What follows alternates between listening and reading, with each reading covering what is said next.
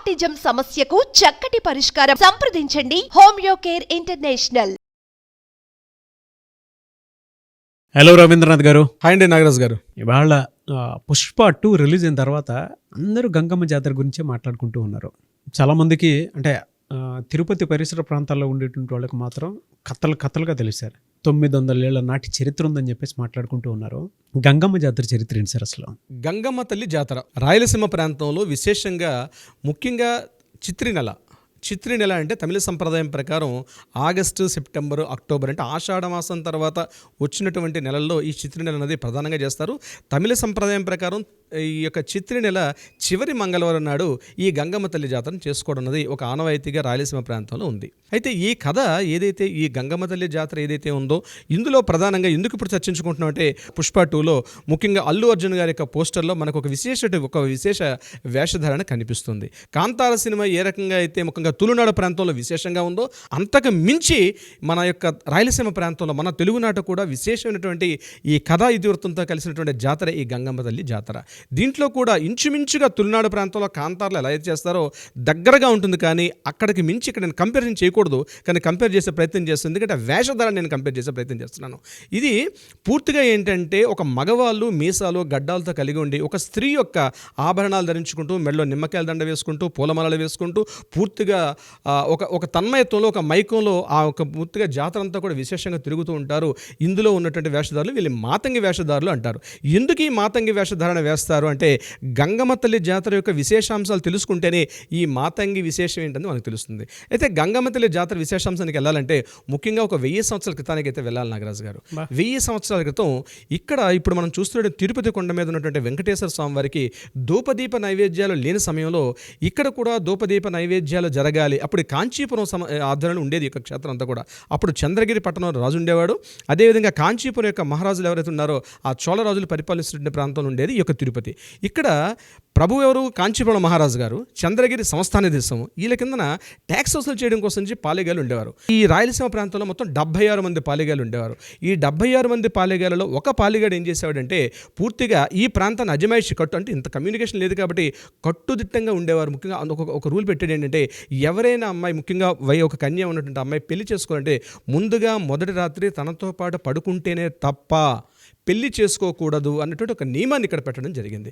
అందులో భాగంగా అతను ఎదిరించడం అంటే జరిగే పని కాదు. ఎవరు ఎదిరించడానికి సాహసం చేయడు. వాడు ఒక రావణాసుడి కన్నా మితిమిరిపెట్టిన ఆ పాలిగాడు తయారైనటువంటి సమయంలో అతన్ని సంహరించడం కోసం గంగమ్మ తల్లిగా యోగమాయ ఇక్కడ ఆవిర్భవించడం జరిగింది. యోగమాయ అంటే ఎవరు? కొద్దిగా మళ్ళీ మనం వెనక్కి వెళ్ళాలి. కలియుగ ఆరంభం అంటే ద్వాపరయుగం కాలం నాటికి వెళ్ళాలి. ద్వాపరయుగంలో ఏం జరిగింది?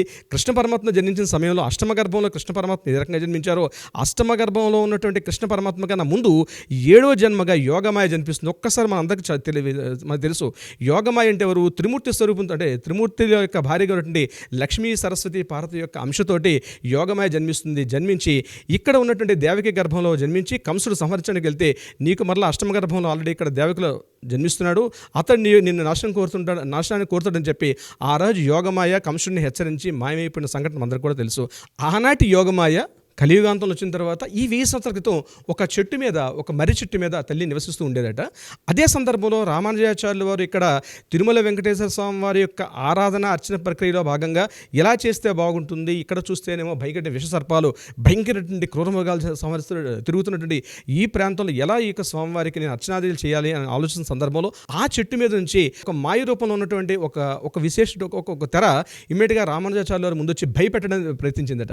వెంటనే అతను మహాసాధుపం కూడా కాబట్టి ఇమీడియట్గా ఆ యొక్క తన ముందు ఎవరైతే వాలేరో అది మామూలు వ్యక్తి కాదు, యోగమాయను గుర్తించి ఇమీడియట్గా తల్లి నీ యొక్క అవసరం ఇప్పుడు ఉంది, ఈ యొక్క పాలిగాడు ఇక్కడ చాలా ఇబ్బంది పెడుతున్నాడు, ముఖ్యంగా ఈమె వల్ల ఇక్కడ ఉన్న చుట్టుపక్కల ఆడపిల్లల జీవితాలు పూర్తిగా నాశనం అయిపోతున్నాయి, కాబట్టి నువ్వు వెళ్ళి చేయాల్సిన అవసరం ఉంది కాబట్టి తల్లి ఇక్కడ నువ్వు నాకు ఉపయోగం కన్నా ఇక్కడ స్వామివారి యొక్క వెంకటేశ్వర స్వామివారి యొక్క ఆరాధన ప్రక్రియ నేను చూసుకుంటాను, కానీ ఇక్కడ ఈ ప్రాంతంలో ఉన్న పాలేగాడిని సంహరించే బాధ్యత నువ్వు తీసుకోవాలి అని చెప్పి యోగమాయని చిత్తూరుకు దగ్గరగా ఉన్నటువంటి అవినాల అన్న ప్రాంతంలో యోగమాయని తీసుకెళ్ళి అక్కడ రామానుజాచార్యులు అక్కడ విడిచిపెట్టి మరలా వెనక్కి వచ్చేస్తారు. ఆ అవినాల ప్రాంతంలో కైకాల అన్నటువంటి ఒక కులం యొక్క దీంట్లో ఈ తల్లి అక్కడ ఇంటికి వెళ్తుంది. ఈ చాలామంది అనుకుంటారంటే ఈమె జన్మించింది అంటారు, కానీ మనకి చారిత్రక ఆధారాల ప్రకారం ఈమె అక్కడ జన్మించలేదు. ఆల్రెడీ అక్కడ 4 పిల్లలు ఉంటే అందులో 5వ అమ్మాయిగా ఈ యొక్క చిన్న అమ్మాయి యోగమాయిగా ఉన్నటువంటి ఈ అమ్మాయి వెళ్తుంది. ఈమె ఆ ఇంట్లో మిగిలిన అమ్మాయిలతో పాటు పెరుగుతుంది. అయితే ఇదే సమయంలో ఆ పాలెగాడి యొక్క అకృత్యాలు రోజు రోజుకి పెరిగిపోతుండడం, ముఖ్యంగా అమ్మాయిల భయకంపితులు జీవితాలు ఏమైపోతాయో అర్థం కాలంటే భయకంపిత స్థితిలో యోగమాయ వాడిని సంహరించడం కోసం బయలుదేరుతుంది. అయితే ఇదే సమయంలో ఆ పాలిగాడికి కొంతమంది జ్యోతిష్కులు ఏంటంటే యోగమాయని సంహరించడానికి బయలుదేరి వచ్చింది కాబట్టి నువ్వు ఖచ్చితంగా పారిపోవాలి, ఈ ప్రాంతంలో నువ్వు కనిపిస్తే యోగమాయ నిన్ను సంహరిస్తుంది అని చెప్తాడు. యోగమాయకి అదే సమయంలో ఈ విషయం తెలిసి అతన్ని సంహరించడానికి అని చెప్పి యోగమాయ బయలుదేరుతుంది. అయితే యోగమాయుని సంహరిస్తుంది తెలిసి ఆ పాలిగాడు అక్కడి నుంచి పారిపోతాడు. పారిపోయిన సందర్భంలో ఈమె ఏం చేస్తుంటే రకరకాల వేషాలు వేస్తుంది. మొదటి రోజు నాడు ఆమె చేసే వేషధారణ ఏంటంటే మొదటి రోజు నాడు బైరాగి వేషం వేస్తుంది. ఒక సాధు సన్యాసి వేషంలో వెళ్ళి అతన్ని ముందు వెళ్తే అతనికి అర్థమైపోయి పాలిగాడు పారిపోతాడు. రెండవ రోజు నాడు బండ వేషం వేస్తుంది. బండ వేషం అంటే పూర్తిగా మొరటగా ఉన్నటువంటి ఒక వేషధారణ వేసి వాడు ఎక్కడున్నాడని వెతకడానికి ట్రై చేస్తుంది, దొరకలేదు. మూడో రోజు నాడు మరలా ఒక వేషధారణ చేస్తుంది, అది తోటి వేషం అంటారు. ఆ తోటి వేషం వేసినప్పుడు అంటే విచిత్రాకృతి అనమాట. ఆ వేషం ధరించినప్పుడు కూడా ఆ పాలిగడ కనిపించలేదు.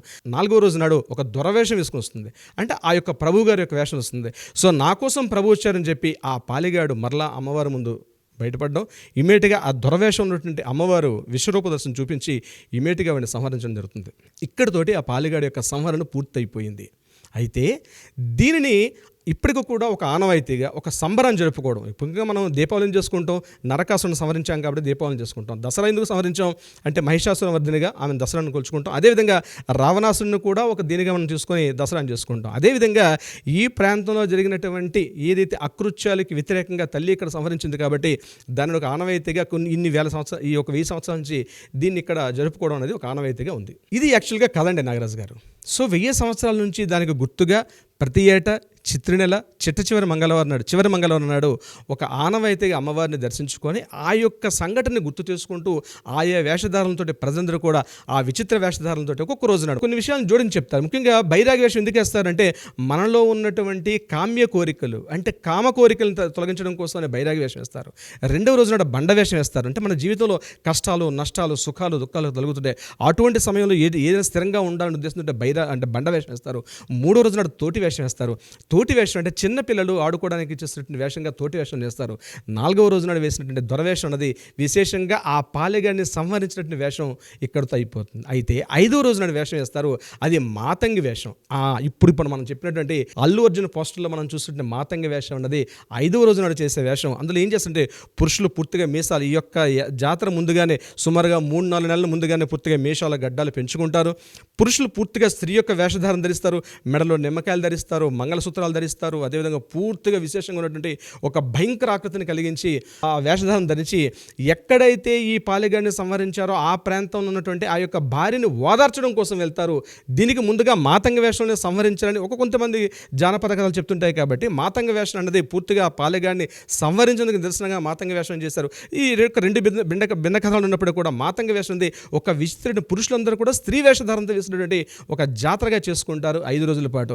6వ రోజు నాడు సున్నపకుండల వేషం వేస్తారు. 7వ రోజు నాడు పూర్తిగా సర్పకారం అంటారంటే, సర్పకారం అంటే మీరు కాంతార సినిమాలు చూస్తారు, బహుశా ఒక విచిత్రటువంటి తల మీద శిరస్సు మీద పెట్టుకొని చేస్తారు. అటువంటి ఒక విచిత్రటువంటి ఒక ఆకారంతో మొత్తం వేషధారణ ధరించుకొని 7 రోజుల పాటు చేసినటువంటి ఈ జాతర ఏదైతే ఉందో ఈ గంగమ్మ తల్లి జాతరగా చేస్తారు. అయితే ఇక్కడ ఒక విశేషం ఉంది. ఈ జాతర చేస్తున్న సమయంలో పైన కొండపైన ఉన్నటువంటి స్వామివారి యొక్క సిస్టర్గా భావించి, ఎందుకు నేను చెప్పాను కృష్ణుడి యొక్క సిస్టర్ కాబట్టి ఆ అష్టమ గర్భానికి ముందు సప్తమ గర్భంలో ఏదైతే యోగమయ జన్మించిందో అదేవిధంగా ఇక్కడ కూడా ఆమె యొక్క సిస్టర్గా భావించి గంగమ్మ తల్లి జాతరకి పూర్తిగా సారే పట్టుచీరలు అన్నీ కూడా పంపిస్తారు. ఆ పట్టుచీరలే ఈరోజు ఈ మాతంగ వేషం చేసినటువంటి వ్యక్తులు కూడా పట్టుచీరలు ధరిస్తారు. దానికి అక్కడ సారి వచ్చిన తర్వాత ఆ పట్టుచీరల నిదర్శనంగా దీనికోసం సెపరేట్గా ఈ పట్టుచీరలు నేస్తారు ఈ మాతంగ వేషం చేసేటప్పుడు.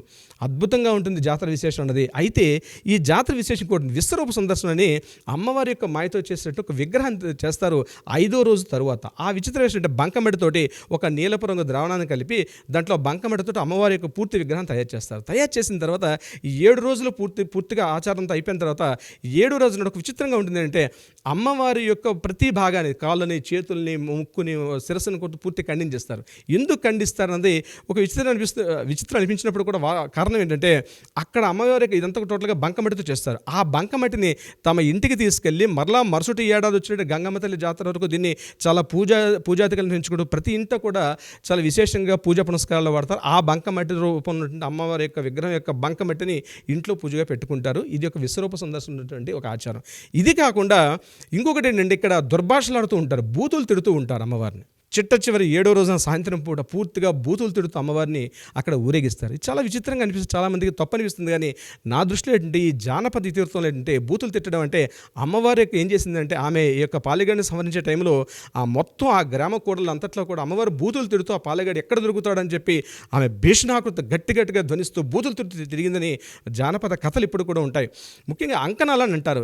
ముఖ్యంగా ఈ యొక్క రాయలసీమ ప్రాంతం అంతా కూడా అంకణాలు అంటారు. అంకణాలు అంటే గ్రామ సరిహద్దులో పాతినటువంటి కొన్ని ఒక మైల్ స్టోన్స్ రాళ్ళు ఇప్పటికి కూడా తవ్వుతూ ఉంటే కొన్ని గ్రామాల్లో ఎప్పుడో వేల సంవత్సరాల నాటి క్రితంలో ఉన్నటువంటి అంకణాలు శిలాశాసనాలు కూడా దొరికాయి. ఆ శిలాశాసనాల్లో కూడా ఈ యొక్క చారిత్రక ఆధారాల ప్రకారం ఇలా జరపాలి, ఇలా జరిగేదని చెప్తూ కూడా వీటి యొక్క విశేషాంశాలన్నీ కూడా మనకి శాసనాల్లో కూడా దొరుకుతుంది. ఇది కాకుండా ఇంకా లోపలికి చర్చించుకోగలిగితే ఈ గంగమ్మ తల్లి జాతర ఏదైతే ఉందో కేవలం రాయలసీమ ప్రాంతం ఒక్కటే కాకుండా అటువైపు కర్ణాటక, తమిళనాడు ఈ ప్రాంతాలన్నింటిలో వస్తుంది. ఈ గంగమ్మ తల్లి టెంపుల్ ఎక్కడ ఉంటుందంటే మనం తిరుమల బస్ స్టాండ్కి వెళ్ళేటప్పుడు బస్ స్టాండ్ దాటి ముందుకెళ్ళంగానే కనిపిస్తుంది ఈ గంగమ్మ తల్లి యొక్క దేవాలయం కూడా మనకు కనిపించవచ్చు. దీన్ని తాతయ్య కుంట అంటారు. దాని వెనకాల కూడా పెద్ద చరిత్ర ఉంది. తాతాచార్యుల వారు అని చెప్పేసి శ్రీకృష్ణదేవరాయల యొక్క ఆస్థాన గురువు గారు తాతాచార్యుల గారు. తాతాచార్యులు ఇక్కడ ఏంటంటే మొదట్లో ఈ గంగమ్మ తల్లి జాతరలు ఏం చేశారంటే నరబలు ఇస్తూ ఉండేవారు. ఎందుకంటే ఆ తల్లి కోరింది అప్పుడు మీ యొక్క చెడుని మీకు మంచి జరగాలంటే ఖచ్చితంగా ఇక్కడ నరబలు కావాలని చెప్పి కోరడం జరిగిందట. ఆ తల్లి అప్పట్లో ఆదేశించండి నేను నరబలిని తీసుకొని పూర్తిగా అది నేను ఈ చెడుని తొలగిస్తానని చెప్పి ఇప్పుడు కొన్ని వేల సంవత్సరాల క్రితం తల్లి చెప్పిందని. అయితే కొన్ని వందల సంవత్సరాల క్రితం అంటే 500 సంవత్సరాల క్రితం కృష్ణదేవరాయల పరిపాలన కాలంలో తాతాచార్యుల వారు ఏం చేశారంటే ఈ ప్రాంతానికి వచ్చేటప్పుడు ఈ దురాచరణని ఎలా తొలగించాలనే ఉద్దేశంతో తాతాచార్యుల వారు ఏం చేశారంటే తనకున్నటువంటి విష్ణు కవచాలను పూర్తిగా ఎవరైతే ఆ మాతంగ వేషం ఉన్నటువంటి వ్యక్తికి పూర్తిగా శంకు చక్రాలను ధరింపజేసి ఆ తల్లిని శాంతింపజేసి అక్కడ పూర్తిగా నరబలు ఉన్నవి ఒక 500 సంవత్సరాల క్రితం పూర్తిగా తొలగించేశారు ఇక్కడ ఉన్నటువంటి. ఆ తర్వాత జంతువులను నిషేధం చేశారు. కానీ ఇటీవల కాలంలో ఒక 30 ఏళ్ళ నుంచి కూడా అక్కడ కూడా పూర్తిగా జంతువులు నిషేధం చేశారు గంగమ్మ తల్లి జాతరలో. కానీ మిగిలినటువంటి అన్ని రకాల బలులు ముఖ్యంగా ఆ యొక్క ఒక వైబ్రేషన్ సార్ నాగరాజు గారు ముఖ్యంగా ఏంటంటే ఒక వైబ్రేషన్ వస్తుంది గంగమ్మ తల్లి జాతరలో. ఎంటైర్ త్రోడ్ కడప, కర్నూలు, చిత్తూరు, అనంతపూర్ ఈ జిల్లాల వేలాదిగా లక్షలాదిగా జనాలు వచ్చి ఈ తిరుపతి ప్రాంతాన్ని పూర్తిగా ఒక పసుపు వర్ణమేం చేసేస్తారు. ఎంటైర్ తిరుపతి అంతా కూడా కొండపైన ఎంతమంది జనం ఉంటారో తెలియదు కానీ అంతకు మించి డబల్ రెట్ల జనం ఆ వారం రోజుల పాటు కూడా తిరుమల ఈ యొక్క గంగమ్మ తల్లి జాతరలో కనిపిస్తుంది. అయితే దీన్ని సుకుమార్ గారు ఇతివృత్తంగా తీసుకొని ముఖ్యంగా అల్లు అర్జున్ గారిని ఆ గెటప్లో వేయడం అనేది ముఖ్యంగా ఇటువంటి జరగాలి. మన జానపద కథలను కేవలం ఒక ప్రదేశానికి కాకుండా యావత్తు ప్రపంచం కూడా ఈరోజు గంగమ్మ తల్లి జాతర గురించి తెలుసుకోవడం అనేది నిజంగా చాలా మీరు ఈ క్వశ్చన్ తీసుకోవడమే రియల్లీ హ్యాట్స్ ఆఫ్. ఎందుకంటే ఇటువంటిది ఒక టాపిక్ కూడా చెప్పాల్సి వస్తుంది, నేను ఇలాంటి రోజు వస్తుంది నేను ఎప్పుడు అనుకోలేదు. రియల్లీ చాలా హ్యాట్స్ ఆఫ్ అండి నాగరాజు గారు, మీకు థ్యాంక్స్ చెప్పుకోవాలి విషయం మీద. అమ్మవారికి కూడా ఇంకా no words, but thank you so much for the time and I have given very good information. Thank you so much Ravindranath garu. Thank you so much Nagaraju గారు.